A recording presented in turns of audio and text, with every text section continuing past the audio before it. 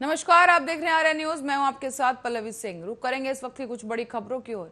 बता दें, दिल्ली के दक्षिणी दिल्ली नगर निगम की हाल ही में हुई एक बैठक में फैसला किया गया है कि दक्षिण दिल्ली के 20 बाजारों को सिंगल यूज प्लास्टिक मुक्त घोषित किया जाएगा। ये निर्णय प्लास्टिक वेस्ट मैनेजमेंट के नियम 2016 पर सिटी लेवल टास्क फोर्स की पहली बैठक के दौरान लिया गया है। साथ ही आपको बता दें, इस दौरान बैठक में जन जागरूकता अभियान, कार्यशालाएं, रैली, पोस्टर, प्रशिक्षण आयोजित कर 50 माइक्रोन से कम प्लास्टिक पर प्रतिबंध लागू करने और RWA बाजार और व्यापारी संघों, औद्योगिक संघों और उनके साथ ही सक्रिय सहयोग से IAC गतिविधियों जैसे निर्णय भी लिए गए हैं। इस बीच SDMC द्वारा 18 जून 2021 को सिटी लेवल टास्क फोर्स का गठन किया गया था। तो वहीं आपको बता दें कि दिल्ली आपदा प्रबंधन प्राधिकरण ने शुक्रवार को लक्ष्मी नगर बाजार को एक बार फिर से खोलने की इजाजत दे दी है। कोविड-19 संबंधी नियमों के उल्लंघन की वजह से 2 दिन पहले ही इस बाजार को 5 जुलाई तक के लिए बंद रखने का आदेश जारी किया गया था। इसी बीच DDMA ने अधिकारियों को निर्देश दिया है कि वो इलाके में मोबाइल कोविड-19 जांच वाहन तैनात रखें। ऐसे में दुकानदारों और विक्रेताओं के लिए टीकाकरण अभियान चलाया जाए और बाजार में कड़ी निगरानी बनाए रखें।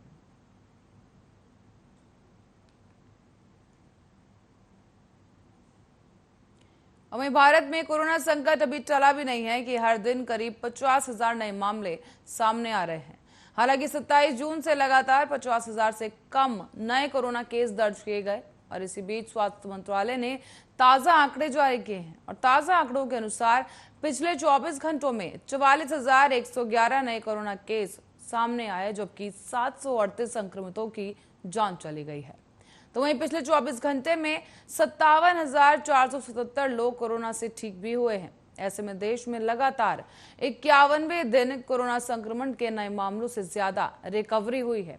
2 जुलाई तक देश भर में 34 करोड़ 50 लाख कोरोना वैक्सीन के डोज भी लोगों को दिए जा चुके हैं और बीते दिन 50 लाख टीके लोगों को लगाए गए हैं। तो वहीं अब तक 41.64 करोड़ कोरोना टेस्ट भी किए जा चुके हैं।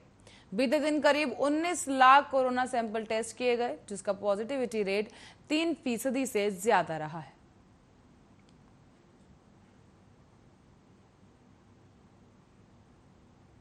और दिल्ली के बुद्ध विहार इलाके में एक घर में अचानक से एक भीषण हादसा हो गया है। बता दें, हादसे के पीछे की वजह आग लगना बताया जा रहा है और आग लगने की वजह से ये काफी भीषण हादसा बुद्ध विहार इलाके के एक घर में हुआ है, जिससे इमारत की 6ठी मंजिल पर 6 लोग फंस गए और घटना की सूचना मिलते ही पुलिस और फायर ब्रिगेड की टीम ने मौके पर पहुंचकर कड़ी मशक्कत के बाद आग पर काबू पाया। तो वहीं घर में फंसे सभी लोगों को सुरक्षित बाहर निकाल लिया गया है। तो वहीं इस घटना में एक व्यक्ति और 2 दमकल कर्मी घायल हो गए हैं, जिन्हें इलाज के लिए अस्पताल में भर्ती करा दिया गया है। हालांकि आग लगने के पीछे का कारण अभी तक स्पष्ट नहीं हो पाया है, लेकिन आपको बता दें, स्थानीय लोगों की सूचना पर पुलिस ने मौके पर पहुंचकर तत्काल प्रभाव से कार्रवाई की है। साथ ही फायर ब्रिगेड की टीम ने भी तत्काल मौके पर पहुंचकर आग पर काबू पाया और इसके साथ ही घर में फंसे सभी 6 लोगों को सकुशल बाहर निकाल लिया गया है।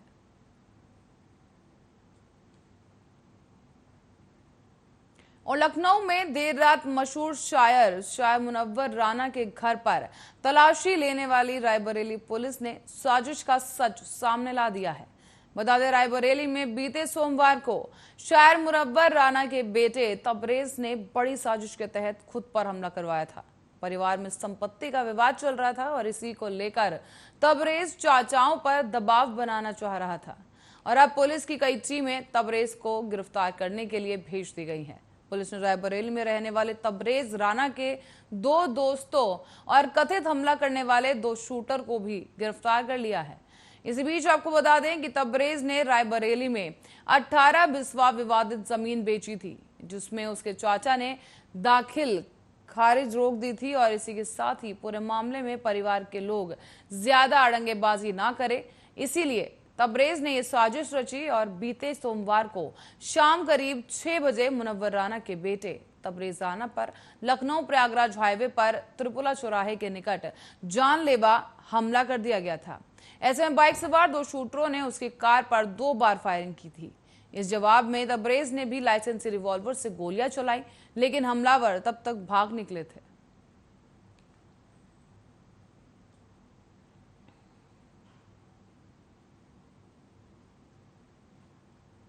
बढ़ते अगली खबर की ओर, जहां भारत और चीन सामान्य तरीके से पूर्वी लद्दाख में पूर्व वाली यथास्थिति बहाल करने में सक्षम है, क्योंकि क्षेत्र में शांति और स्थिरता रहे, ये दोनों ही देशों के हित में रहेगा। ऐसे में ये बात तीनों सेनाओं के प्रमुख जनरल बिपिन रावत ने कही है। बता दें, थिंक टैंक के एक कार्यक्रम के दौरान जनरल रावत ने कहा कि भारत कोई भी अप्रत्याशित कदम उठाने के लिए तैयार है, जैसे कि पूर्वी लद्दाख इलाके में उसने उठाया था। हमने सभी को हमेशा तैयार रहने के लिए कहा है और चीजों को हल्के में न लें। हम कोई भी अप्रत्याशित कदम उठाने और जवाब देने के लिए तैयार है। जैसा कि हमने भूतकाल में भी किया है, वैसा ही हम भविष्य में करने में भी सक्षम है। जनरल रावत ने यह बात एक सवाल के जवाब में कही थी। जाहिर है कि भूतकाल में उठाए गए कदम से उनका आशय पैगोंग लेक इलाके में ऊंचाई वाले इलाकों में मई 2020 में रातों रात सेना की तैनाती थी। इसके बाद घुसपैठ करने वाली चीनी सेना भारतीय सैनिकों के निशाने पर आ गई थी और उसी के बाद चीन के तेवर थोड़ा ढीले पड़ गए थे और वहां से चीनी सैनिकों को वापस अपनी सीमा में लौटना पड़ा था। इस समय डेप्सांग समेत कुछ इलाकों में चीनी सैनिक काबिज हैं और अपनी मौजूदगी को मजबूत कर रहे हैं।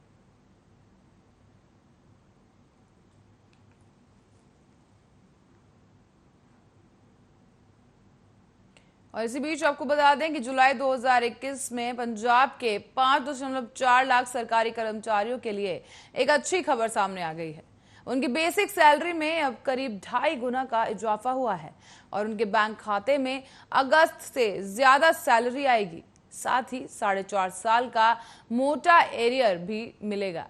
इसी बीच आपको बता दें कि पंजाब गवर्नमेंट ने बीते महीने छठे वेतन आयोग की सिफारिश मानते हुए इसे 1 जुलाई 2021 से लागू कर दिया है और अब हिमाचल प्रदेश के करीब 1.25 लाख कर्मचारियों को भी इसका फायदा मिलने वाला है।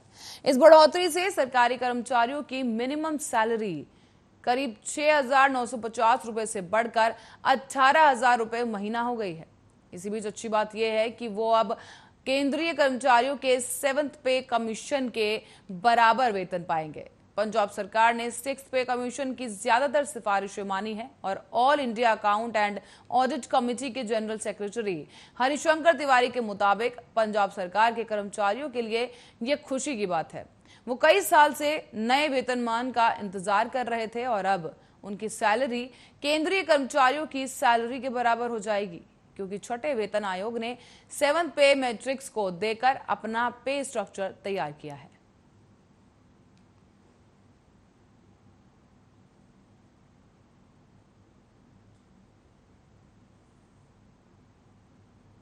वाणिज्य मंत्री पीयूष गोयल ने शुक्रवार को नए कृषि कानून विरोधी प्रदर्शनकारियों से अपना आंदोलन खत्म करने और घर लौटने की अपील की है। एक बार फिर उन्होंने कहा कि केंद्रीय कृषि मंत्री नरेंद्र सिंह तोमर ने भी किसानों से प्रदर्शन खत्म करने की अपील करते हुए कहा कि सरकार तीनों कृषि कानूनों के प्रावधानों पर वार्ता बहाल करने के लिए तैयार है। पीयूष गोयल ने कहा कि मैं अनुरोध करूंगा कि किसान अपने घर लौट जाएं। कानून किसान हितैषी है और देश भर में किसानों ने इसका स्वागत भी किया है। आगे उन्होंने कहा कि प्रदर्शनकारी अपने सुझाव दे सकते हैं। तो वहीं समाचार एजेंसी के मुताबिक एक रिपोर्ट में भी कहा गया है कि कृषि मंत्री तोमर ने रंकापा प्रमुख शरद पवार के कृषि कानूनों पर उनके रुख का स्वागत किया है। उन्होंने कहा है कि केंद्र सरकार उनसे सहमत है और जल्द ही इस मामले का समाधान किया जाए। कृषि कानूनों के विरोध में संयुक्त किसान मोर्चा के नेतृत्व में चल रहा आंदोलन शुक्रवार को 218वें दिन में प्रवेश कर चुका है। इसी के साथ आपको बता दें, इस मोर्चे में करीब 67 किसान संगठनों की बैठक भी की और इसमें निर्णय लिया गया कि पेट्रो पदार्थों की कीमत में लगातार हो रही बढ़ोतरी के खिलाफ 8 जुलाई को देशव्यापी विरोध प्रदर्शन किया जाएगा। इस दौरान आंदोलनकारी स्कूटर, मोटरसाइकिल, ट्रैक्टर, खाली रसोई गैस सिलेंडर के साथ रोड किनारे प्रदर्शन करेंगे। हालांकि इस प्रदर्शन के दौरान यातायात बाधित नहीं किया जाएगा।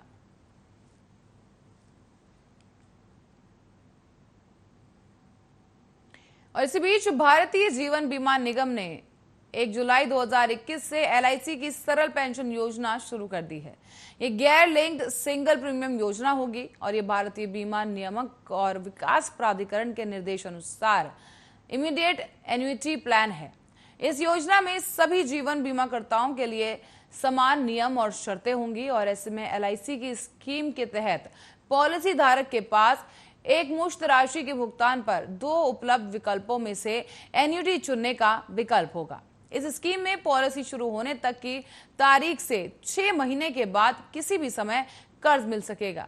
पहला विकल्प लाइफ एन्युटी खरीद मूल्य के 100% की वापसी के साथ है, जबकि दूसरा विकल्प लास्ट सर्वाइवर की मृत्यु पर खरीद मूल्य के 100% की वापसी के साथ joint life last survivor annuity के साथ है।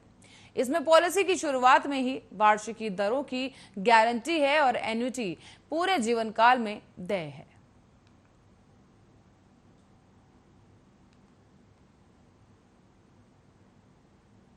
और वहीं आगरा में शुक्रवार को पारा सामान्य से 5 डिग्री सेल्सियस ज्यादा रहा है, जबकि न्यूनतम तापमान भी सामान्य से 4 डिग्री सेल्सियस ज्यादा 31.3 डिग्री सेल्सियस पर दर्ज किया गया है।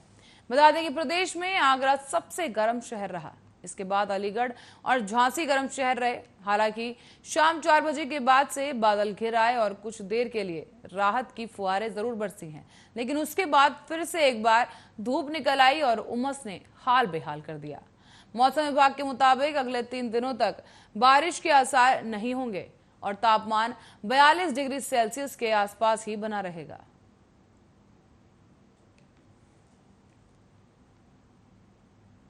वहीं बात करें कुछ बॉलीवुड की खबरों की तो बता दें कि मिर्जापुर जनपद के अदलहाट थाना क्षेत्र की एक महिला को बृहस्पतिवार की रात को पुलिस ने उसके घर से युवक को लापता करने के मामले में गिरफ्तार कर जेल भेज दिया है। मामले में 2 अन्य फरार आरोपियों की पुलिस तलाश कर रही है और परिजनों का आरोप है कि युवक महिला से लगातार फोन पर बात करता था। उससे मिलने की बात कहकर घर से बाहर निकला। इसके बाद कहीं पता नहीं चल रहा है। बता दें कि बांदा जनपद के पैलानी थाना अंतर्गत अलमोर गांव निवासी अपने भाई के साथ षड्यंत्र के तहत अपहरण करने की तहरीर दी गई थी। इसी बीच पुलिस के मुताबिक लापता युवक टेंडड़ा मोड़ से हनुमाना बॉर्डर तक बनने वाली राष्ट्रीय मार्ग के कंपनी में जेसीबी चालक था।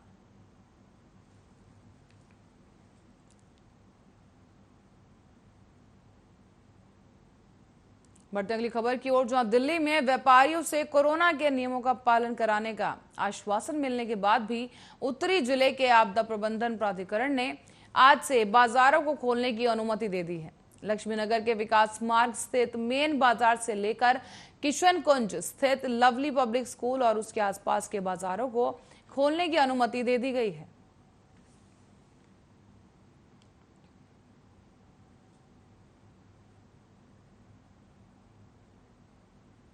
वहीं मॉनसून आ चुका है और जल्द ही आने वाला है सावन का वो पावन महीना जब शिव भक्त अपने भोले भंडारी बाबा भोलेनाथ की भक्ति में मग्न हो जाते हैं। और इसी बीच आर्या डिजिटल का एक धमाकेदार गाना भी जल्द ही रिलीज के लिए तैयार होने जा रहा है। बम बम भोले दुनिया बोले गाने की शूटिंग देवरिया और वाराणसी में जोरों शोरों से चल रही है और जल्द ही ये गाना तैयार होकर दर्शकों के बीच आ जाएगा। इसके साथ ही आपको बता दें कि यह गाना नागेंद्र उज्ज्वला ने गाया है और जल्द ही यह गाना OTT प्लेटफॉर्म पर रिलीज किया जाएगा। बता दें कि गाने की शूटिंग अंतिम चरण में है और यह गाना जल्द ही लोगों के बीच धूम मचाने के लिए फ्लोर पर आने वाला है। तेरे है पुजारी दर्शन को मन है व्याकुल चल दिए है तेरे द्वारी होके मगन दिल डोले